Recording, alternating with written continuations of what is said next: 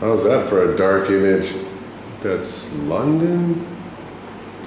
I don't know. Is that London? That looks like it. Towers of London. Hedging. It's a short video today. A short video on hedging. I left it till last on export risk because it's very complicated.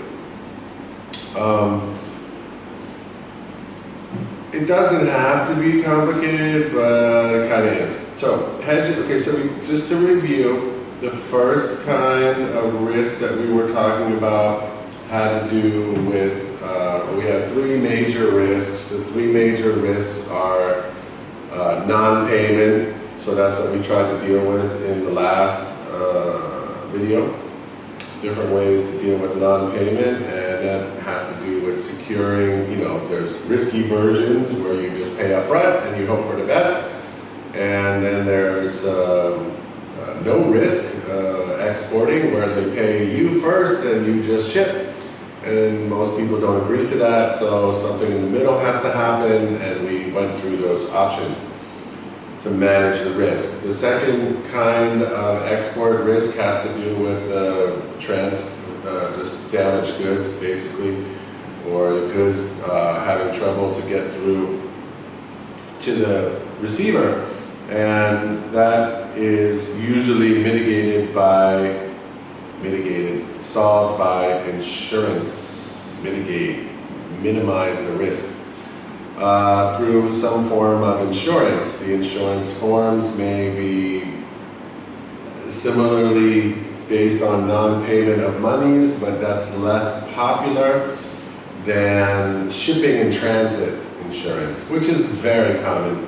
And I would suggest that you do that if you're exporting something. You want to have some insurance so the company takes care of your goods and it's not getting to its receiver destroyed, because then you have to either eat the loss or ship it back to yourself, and that's very expensive. So those are two of the three major risks that are outlined, but the third one is exchange rate risks. So if you're doing international exporting, you're aware that the rates are changing at all times. Let's see, yesterday, the VND to the USD, the dong was getting weaker compared to the dollar, which felt very weird to me, considering that the Vietnamese economy is so much better. And it's still getting slightly weaker, so I'm confused by that, but that's the market today. The market today is changing in a very weird way. Maybe we can see the trend line.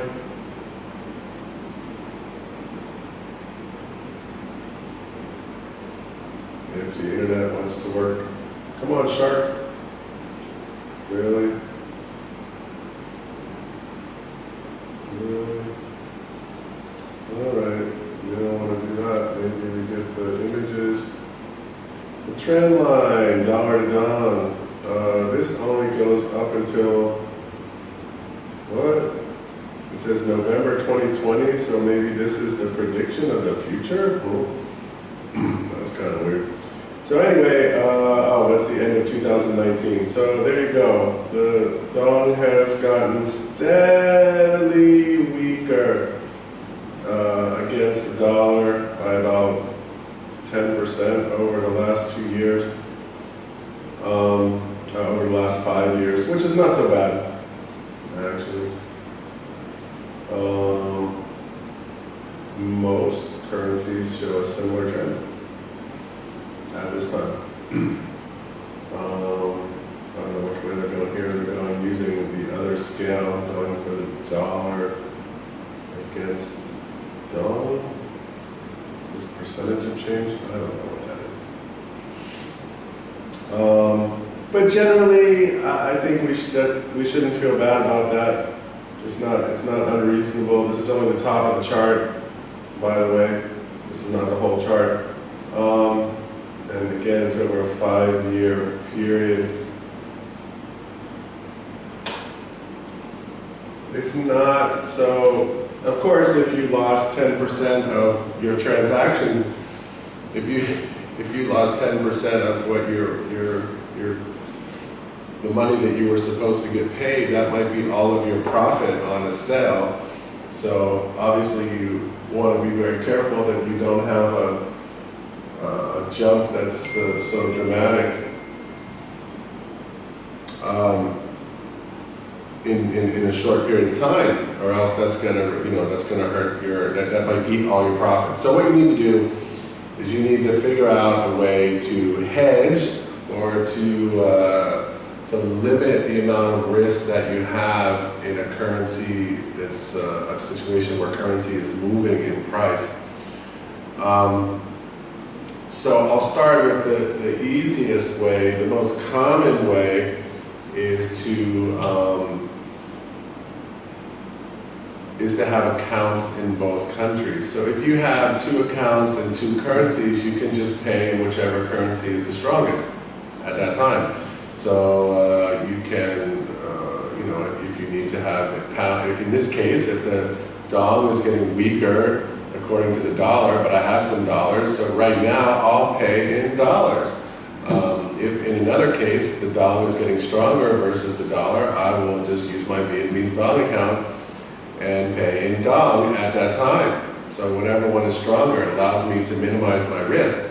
So this is also at the top of page 52. It says some financial institutions provide a foreign currency account for businesses that have transactions in foreign currency regularly. Rather than have to convert payments and receive payments in dollars, Australian dollars, every single time, an account balance can be held in a foreign currency. If a business deals with suppliers or customers in the US, then it can maintain a bank account in US dollars. So there are also documents that can be used to manage the risk. That's different though. So the currency risk is to pay in whichever currency is stronger. So if you have enough liquidity and you're able to keep enough money in both accounts, that's the best. But a lot of people can't do that. So that's why we have alternative forms of hedging. In your book, you should have your book open. I would expect, well, it's on page 53. Otherwise, page 53. Hedging. So hedging is a way to try to figure out how you can keep the price that you set, or keep the value of the price that was set when you made the contract. So you make a contract and you have a price. Maybe it takes 2 weeks or 3 weeks for the contract to be fulfilled. Do you pay at the beginning of the contract or at the end? If you paid at the beginning, then maybe the price of what you paid would be less, but you probably wouldn't lose much. If you pay at the end, maybe the price of the currency changed significantly over that time, which would mean that you would either take a loss or your trading partner would take a loss, which is not good for either. So, if payment is to be received in foreign currency, movements in exchange rates, I'm on page 54, 53. The uncertainty of the Australian dollar against other currencies has an impact on the profit of Australian businesses. If a business deals with international customers and suppliers, managing foreign exchange variations is a daily issue. It's always going to be moving a little bit. Currency fluctuation is a financial risk for international business, but can be managed through hedging. If a payment is to be received in a foreign currency, the movements in those exchange rates can affect adversely the amount of money received and reduce the profit. That's your biggest fear, not really trying to gain. The currency exchange rate, first, try to understand exchange rates for a second. The currency exchange rate is the price which one currency is exchanged for another currency at a point in time, as we saw with the dollar and the dong. It's moving. If a business deals with international customers and suppliers on a regular basis, they are at risk because exchange rates will not, may not, don't have to, but may not go in their favor. The risk for exporters is if currency exchange rates change in the time, this is what I was just saying, between signing the contract and the payment. So for example, let's say an Australian business signs a sales contract with a US customer for $10,000.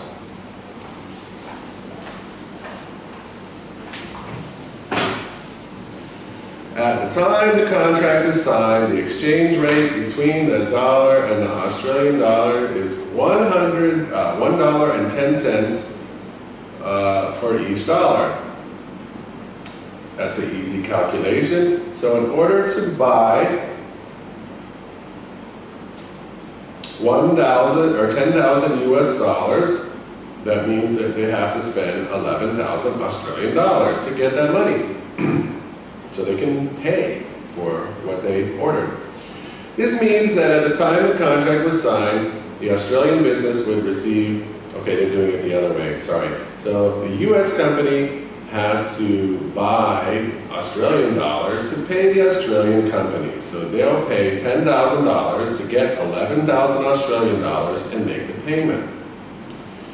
But let's say for a few weeks have passed and the US customer is now making a payment. At the time of the payment, the rate has changed. The Australian dollar is now only worth $1.06 instead of $1.10. This means that when I pay, now I don't have to buy as many, I only pay $10,600 for that $10,000. So the contract was made in dollars, so the dollar will get me 400 less Australian dollars 2 weeks later. So I lost 400 Australian dollars on that move, on that change in currency.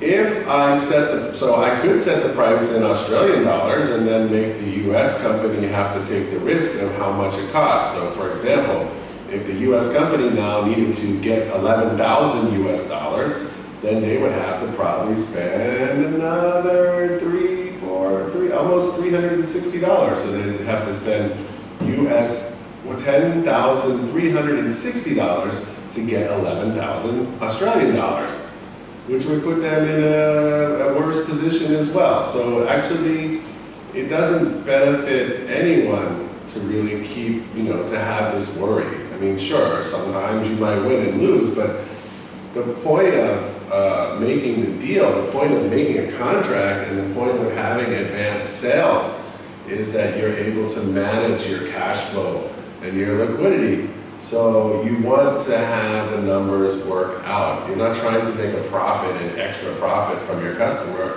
You're just trying to be able to plan for the future and understand how much money you're going to make as your company. So in this case, the Australian business has lost $400 through a fall in the exchange rate. So again, before we get to hedging, they have a good repeating paragraph. The best way, highlight, to protect against exchange rate losses is to require customers to pay in your currency.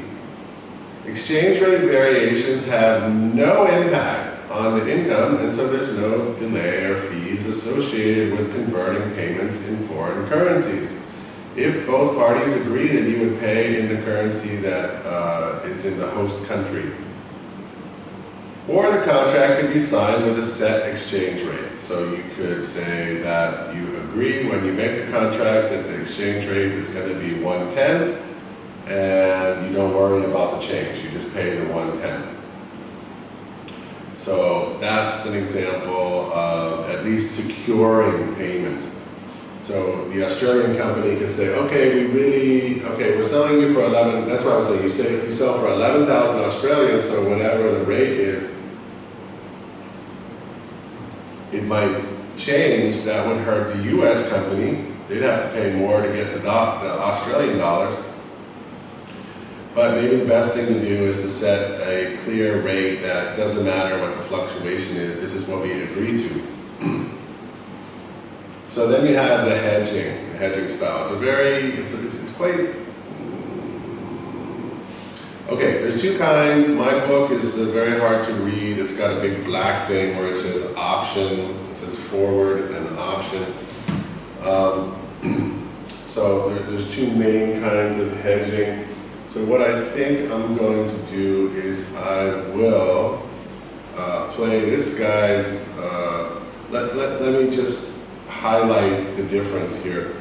The difference is hedging is a method to reduce losses from exchange rate changes, variation. The basic idea of hedging is to make an investment that would make a return that would be used to offset any losses from another investment. Exporters would hedge against unfavorable exchange rate losses and changes. So you don't have to understand the whole mechanism, but basically is you're placing a bet on, or you're doing something today, you're buying something that manages, even if you pay later, you're buying some dollars today to put on the side that you can use to pay that Australian price later. Instead of waiting to pay 2 weeks later, when the rate has changed, you're basically buying the dollars now for the future. So in this case, the exporter and the customer sign a contract that sets the exchange rate for the transaction forward. When payment is made, the agreed exchange rate will apply. So in other words, I'm just going to hold on to my dollars now, buy the Australian, I'm paying at the rate of today, or the agreed upon rate if we see a prediction for the future. And I will push that rate forward to the time of payment.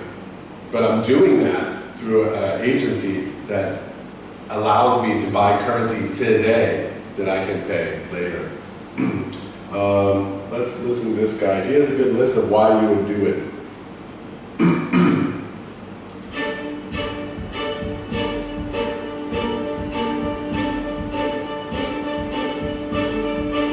Here, by the way, you've got two problems. One is called investment risk. That is the fact that when you invest in, say, US dollars in America, in an American investment, it could rise or fall in the local market. But on top of that, as a UK investor, you've now introduced currency risk, which you wouldn't have with a UK investment. And that's the idea that the exchange rate between sterling and the dollar could move, and that will affect your overall returns. Let's take a look at how and whether you want to do something about it.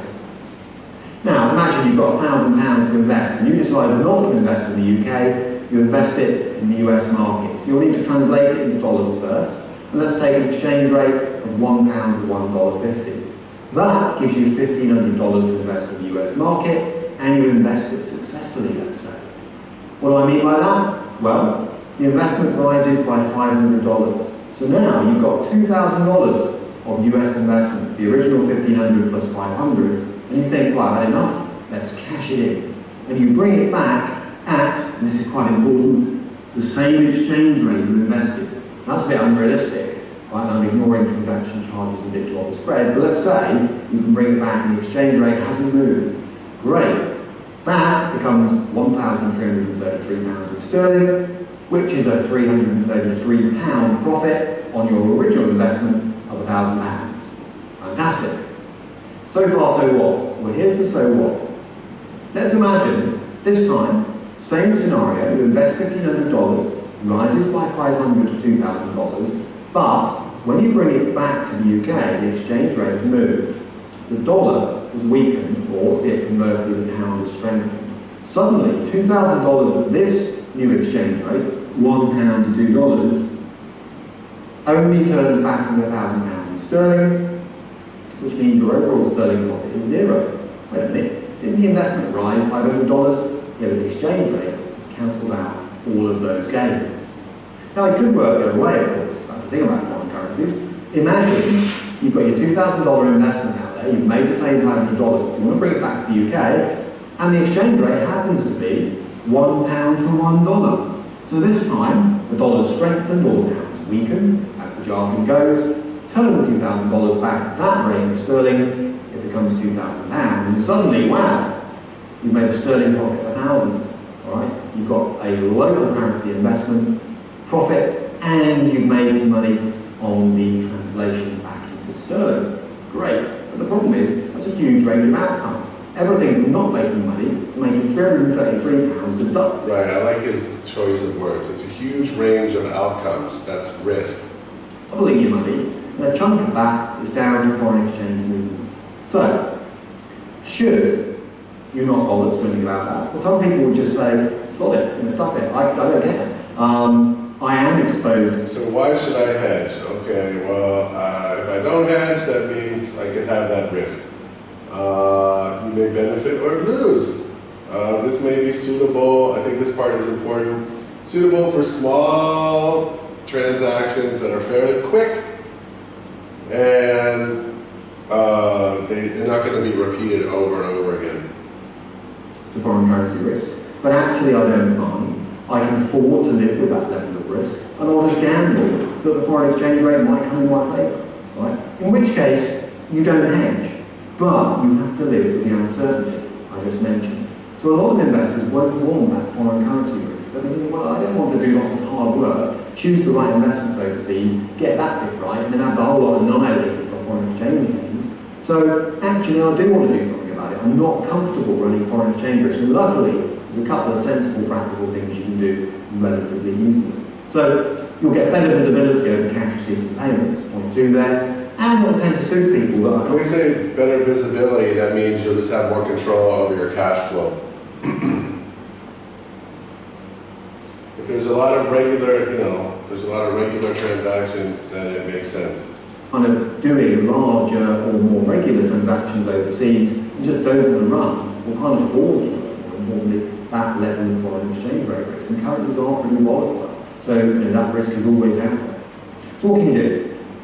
Well, one option, if you're somebody that has that... You remember I said this before, have both, have accounts in both. Assets overseas, and is going to keep assets overseas, and or you regularly travel overseas, maybe you work in other markets, it makes quite a bit of sense to have a foreign currency bank account in each of the markets that applies to. So you can have assets in the US, property for example, generating income in the US. You don't want to bring that back into the UK, you can afford to leave it in the US because of the exchange rate risk, pay it into a US dollar bank account in the US, and then use it to pay your dollar expenses in the US. So everything else, keep everything, you want to call it that, offshore, keep it outside the UK. And you might run those bank accounts in a number of different countries if you've got assets in those countries and or you work there or visit regularly. That can make a lot of sense, but then there are people saying, well, actually, that's quite expensive, that's quite a lot of hassle, I don't do enough business to justify that sort of approach, so is there an alternative? And there is. There is something called a forward contract, and it's quite useful. What you could do is say, I'm someone who wants to pay for a house costing $500,000 in 3 months' time, all right? So maybe you decided to buy a house in the US market, perhaps as a second property, if you're fortunate enough to be in that position, that's a retirement property. You're not someone who's making a series of regular transactions in the US, it's kind of a one-off. And you're worried about what the exchange rate might be in 3 months' time. Because the problem is that it moves, you don't know what your sterling commitment is going to be to fund that house purchase. And let's say at the moment, and they're often quoted like this, you might have done it, the exchange rate is £1. Spot, that means today's. Spot means today's rate. It's just a quotation convention. What you could do is pick up the phone to a UK currency broker and say, look, I need to do a deal now, not in 3 months from now. I want to sell you £300,000 of sterling, that's how much I've got, at a fixed rate of, and I've made it the same rate just for illustration, $1.6666.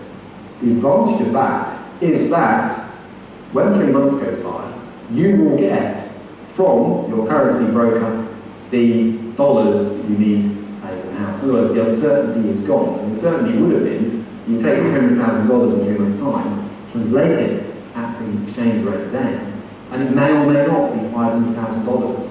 This way.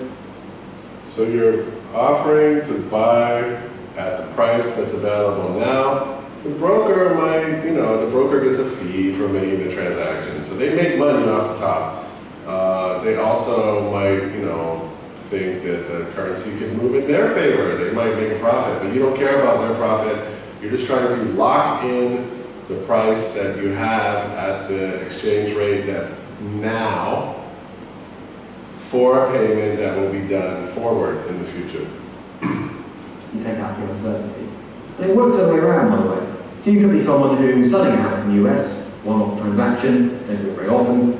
You're going to get $500,000 in 3 months, because it takes a while for the cash to come through. You're thinking, well, crikey, what if the exchange rate changes? I need to know what that's worth in sterling. Maybe I'm going to pay that in my pension when it comes in. I can't just afford to sit and wait. So you're thinking, well, the spot rate now is $1 buys you 0.6 a pound, if you like. So could I do a deal with a broker? I agree to sell you now $500,000 in 3 months' time at a fixed rate of that. Right, so you're not handing over the money now, you're setting the rate now. And that means that in 3 months' time, you'll get $500,000. So you're setting the rate of the transaction in the future. That's why it's called a forward contract. And there's these brokers, that's what they do. Dollars in your house sale, you hand that straight over to your currency broker here, and they give you the amount you're expecting you need of £300,000 sterling. You could have left it on the chance, you didn't want to take the risk. Now, in practice, just mention this, there are a few things I've ignored, all right? I've ignored the fact that today's exchange rate for a foreign currency deal isn't going to be exactly the same as the one quoted by the broker in my examples. There is a gap between spot rates and forward rates, and I've ignored bid to offer spreads. But hopefully you can see from what I've just done that. Yeah, I mean, like I said, there's a fee that they charge for this. So I hope that's clear. You're just finding a broker, which is a currency trader, who will lock in the price that you're going to pay in the future for that currency. So you can't win or lose. I mean, you're just locked in. I mean, maybe the price will change, but you're not really worried about that. You just want to make sure that you're paying what you planned on paying at a time. The benefit is that you can keep your accounting and your liquidity and your profits all what you expected. So that is a forward option, forward contract, and then we have an option contract, which is more complicated. But basically what it's about is here, let me make sure that I get a video from this guy and put it up for you so you can listen to it again in your free time if you need to.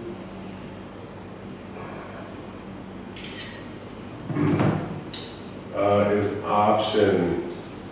Hedging options. Now the word option means that you have a choice, right? So in this case, you are able to either get the rate of the time that you're ordering, setting the contract, or perhaps at a future time. So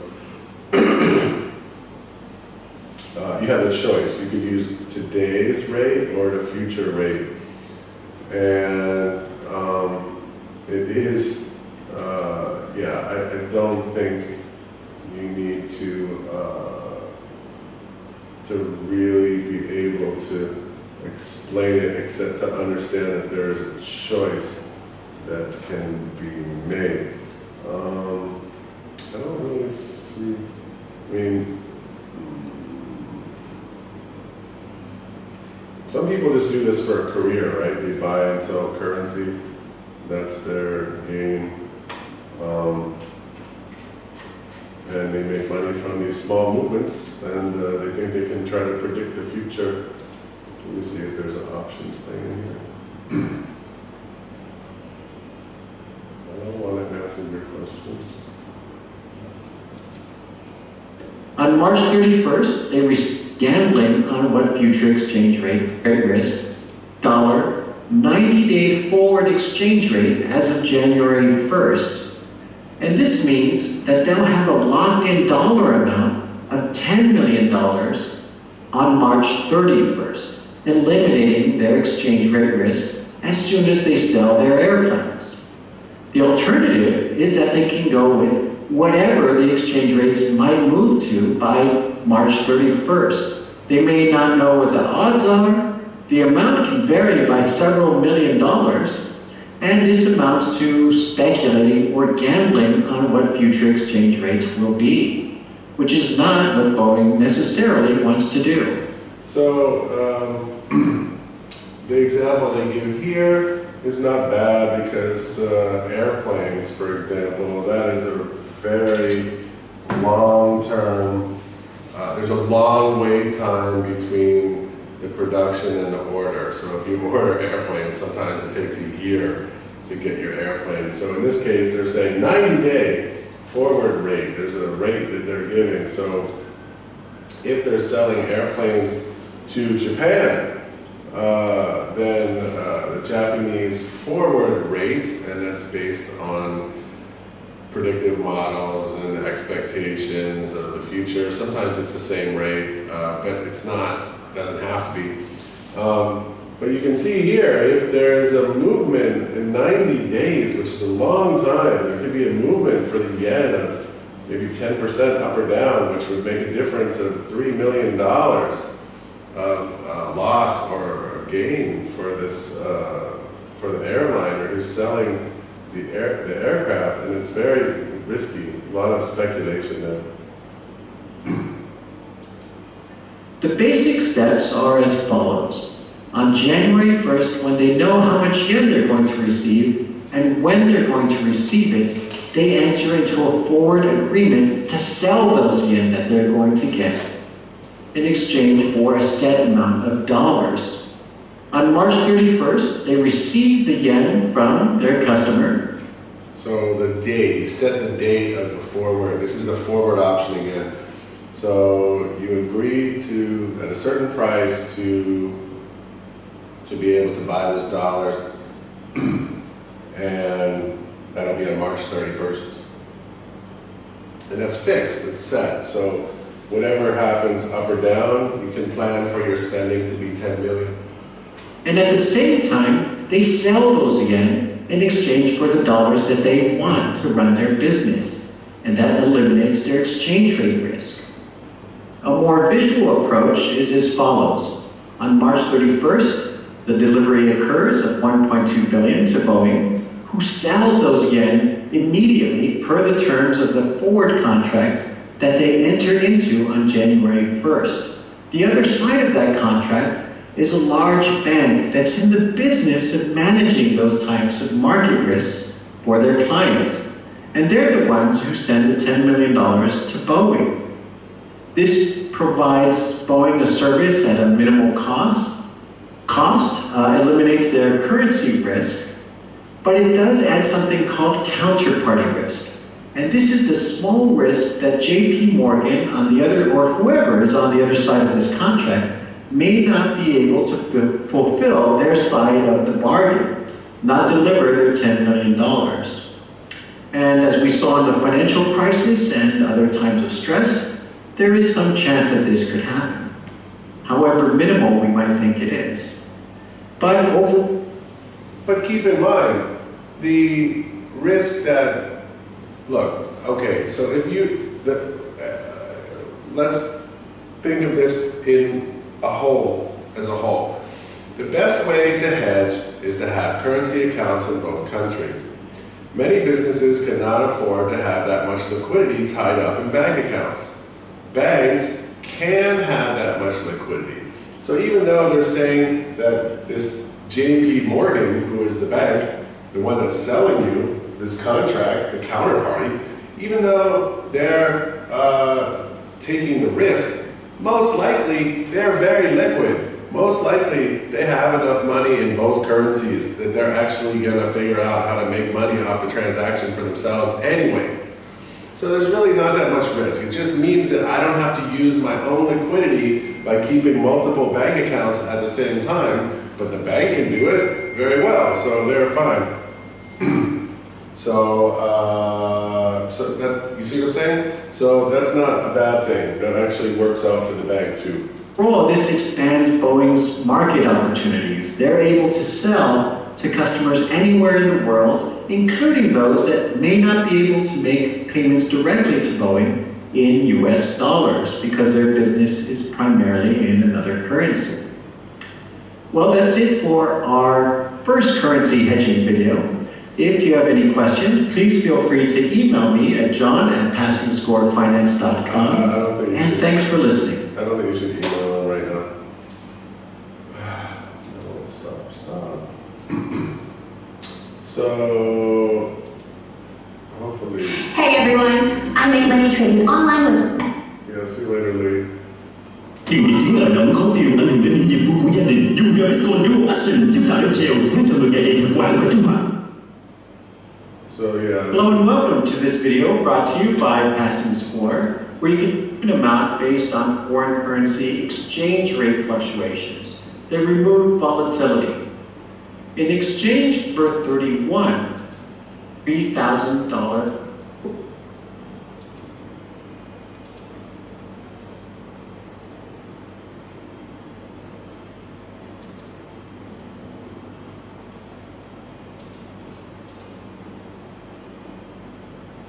No, I want options though, currency options.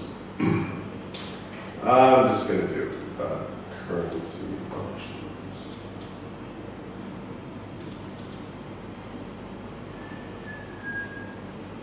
I don't think that's what I want to do either. It's too complicated. I thought we were going to be finished with the COVID-19. We're so close.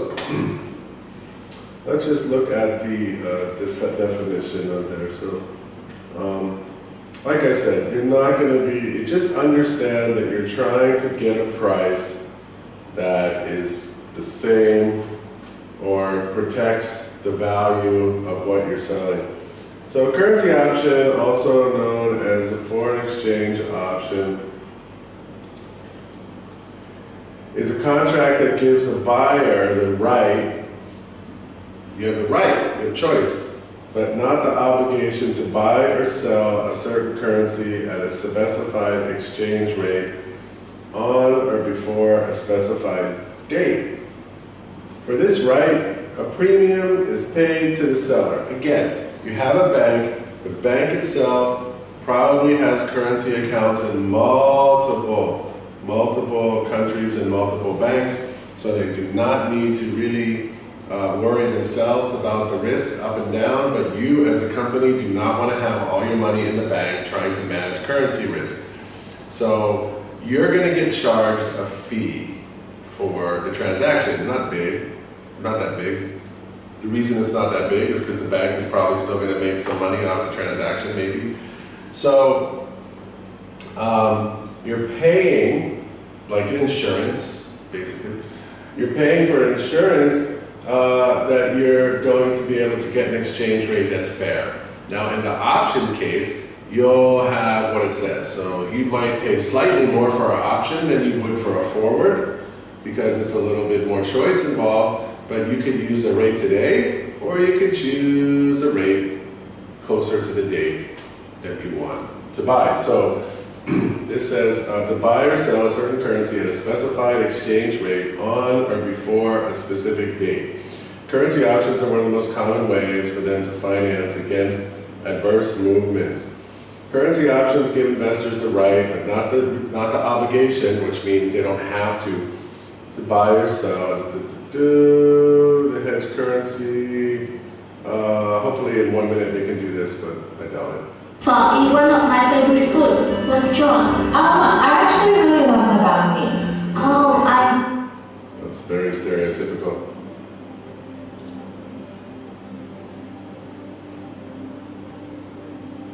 currency option is an options contract that uses a foreign currency as the underlying asset. Currency options provide both corporations and individual investors with an opportunity to protect their investments against adverse movements in exchange rates. Suppose an investor trades the US dollar, euro. She believes the rate is going to drop from 0.90 to 0.80. That means it will be more expensive for a European investor to buy US dollars. To gain from that expected rise in the dollar, the investor buys a call option on the US dollar, euro, that gives her the right, but not the obligation, to buy it at a specified exchange rate in the future. The investor pays a premium for this right. Just like trading options with stocks as the underlying asset, currency options enable investors to participate in the foreign exchange market, but with a smaller commitment. It's enough.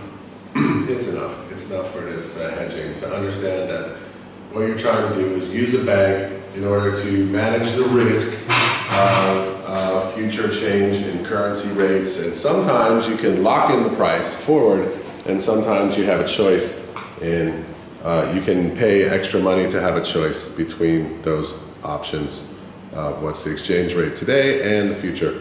Okay, that's it. Enjoy your day.